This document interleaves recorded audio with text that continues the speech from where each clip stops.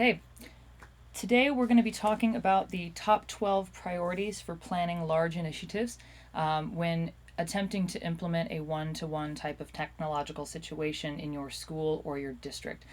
To be successful, this requires a great deal of planning and proper preparation in order to prevent a poor performance, as my former coaches used to tell me.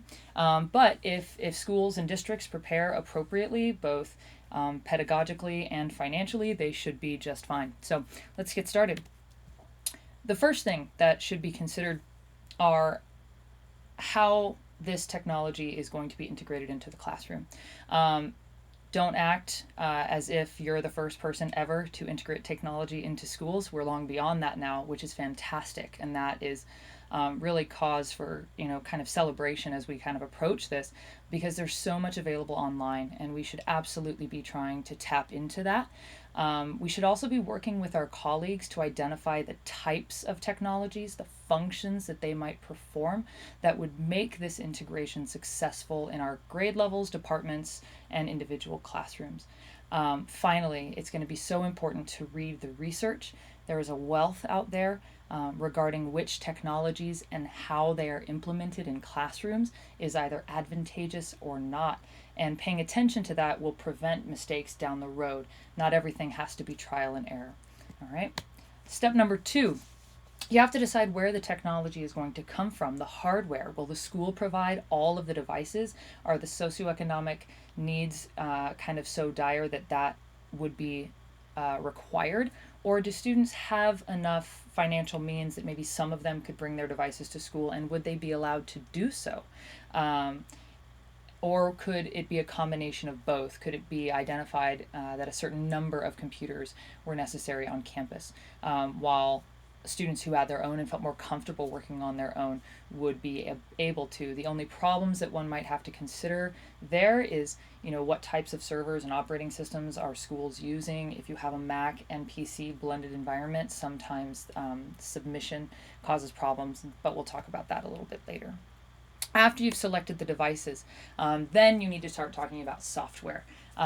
You should try and get your entire school or district using the same type of cloud software. This simplifies submission. It makes it easy for trainings. It makes it easy for cross-referencing documents.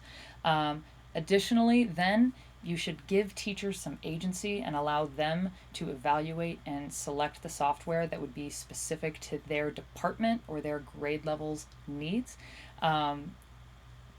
Accepting uniform platforms like Google Classroom might be, decisions that districts can make. But beyond that, English departments, math departments, the third grade, these groups of people should be allowed the agency and the time to make decisions that will be advantageous to them.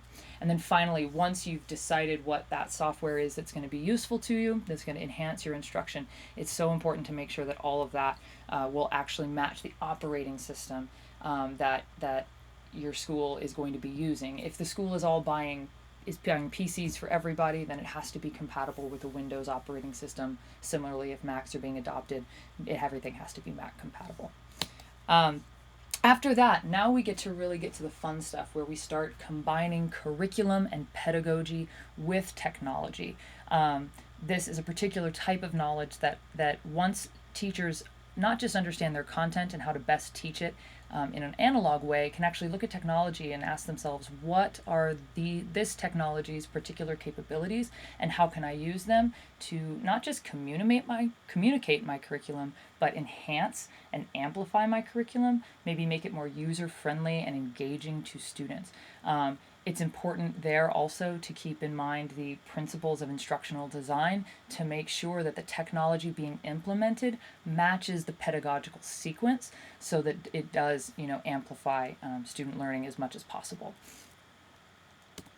Next, after all of these decisions have been made, it is so important that professional development is provided for individuals on campus. It's not enough to throw hardware at people. They need to learn how to use it. And this professional development, in order to be successful, it needs to be particular to the needs of individual teachers, which again, you need to break it down by grade level or department.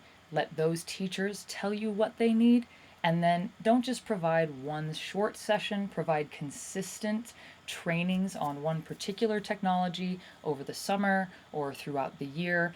Allow them the opportunity to master one, assess that one, evaluate that one, continue training, and then once that has been mastered by the majority of your employees, then you can move on to the next one.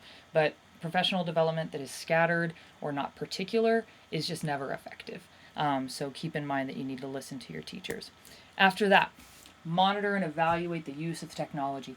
Get in there, ask your teachers to record some data throughout the years. They can post it to their gradebooks so you can view it, or they can obviously print out hard copies and provide it. You should provide opportunities for those teachers to sit down and discuss that data, but also allow the opportunity for qualitative feedback from students, teachers, and parents. What is working, what isn't, and why. Anecdotes can't be the basis of all decisions, but sometimes those help us to see the quantitative data just a bit better.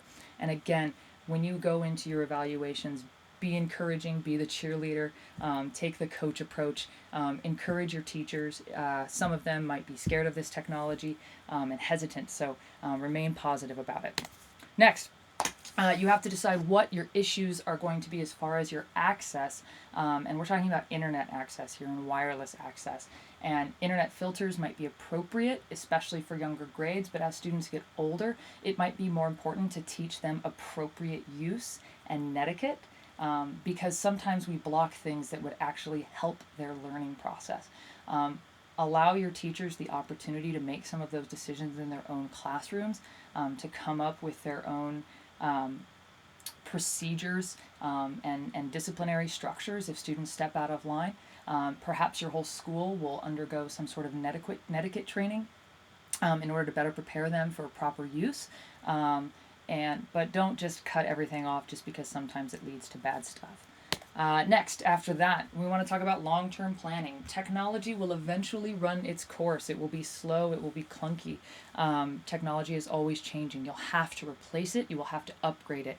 How are you going to pay for that? It is so important that we answer that question early. Next, short-term planning. Even before we have to buy new computers 10 years down the road, we might have to buy new batteries, screen replacements, charging devices, more e-responders. Do we have a fundraising model or a donation system set aside, or a payment plan, cooperative payment plan with students and the district budget to meet those needs? Next, just assume the worst and save yourself some headaches. Devices will be lost, they'll be damaged, they'll be stolen, they'll be pawned. So if you have an insurance policy set up before these devices ever arrive on campus, you will save yourself a lot of headaches, a lot of stress, and a lot of worry. Proper preparation prevents a poor performance, and this will protect your investment, absolutely. Next, you want to make sure that your Wi-Fi can support this new use. If you come from a district like mine where schools have 3,000 to 3,500 students, all of those students and their teachers will be online using rich technology, which will require a great deal of bandwidth. You want to make sure that all students at all times can access these web-ready programs in order to complete their work. So you want to make sure that you have a robust network and that you plan ahead. Future programs will probably require more bandwidth. You don't want to set up a network that in 3 years will be obsolete. Plan for 10 years down the road and upgrade then if you need to, even if it means having an excess now. Next, you want to make sure that you have support on campus. This is so important for teachers because if they rely on their technology for their curriculum planning and their classroom activities and something goes haywire, of course they'll have a contingency plan. But if struggles and obstacles get up in the way too often, they will resent the technology, they won't want to use it, and they'll go back to analog styles.